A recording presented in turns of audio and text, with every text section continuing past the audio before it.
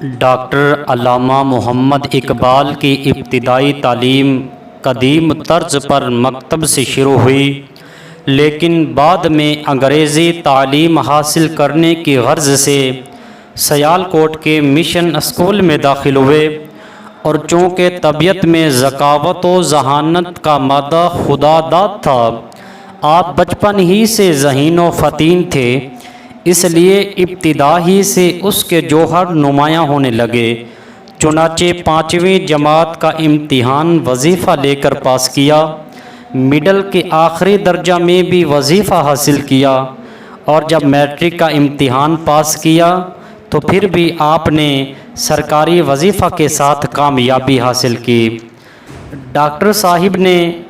F A تک مشرقی اور مغربی انداز میں یہ مخلوط تعلیم سیالکوٹ ہی میں پائی، لیکن چونکہ اس وقت تک سیالکوٹ کا مشن کالج صرف ایف اے تک تھا، اس لیے ڈاکٹر صاحب ایف اے پاس کر لینے کے بعد لاہور چلے آئے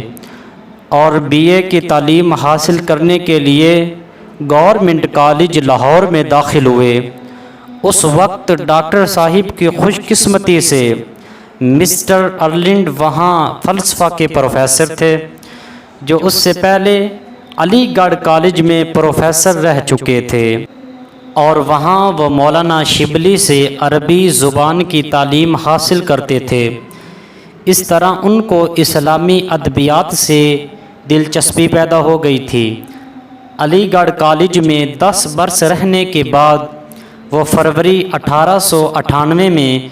گورنمنٹ کالج لاہور میں فلسفہ کے پروفیسر مقرر ہو گئے۔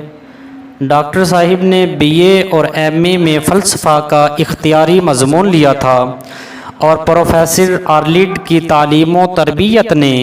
اس قدرتی جوہر کو اور بھی چمکا دیا، اور ڈاکٹر صاحب نے گورنمنٹ کالج لاہور سے بی اے کا امتحان امتیاز خاص کے ساتھ پاس کیا، اور اس کے صلہ میں وظیفہ کے علاوہ 2 طلائی تمغے بھی حاصل کیے۔ یہ تھی ڈاکٹر علامہ اقبال کی تعلیم کے حوالے سے چند باتیں۔ اگر آج کی یہ ویڈیو آپ کو پسند آئی ہو تو چینل کو سبسکرائب اور ویڈیو کو لائک ضرور کر دیں۔ ملتے ہیں اگلی ویڈیو میں، تب تک کے لیے اللہ حافظ۔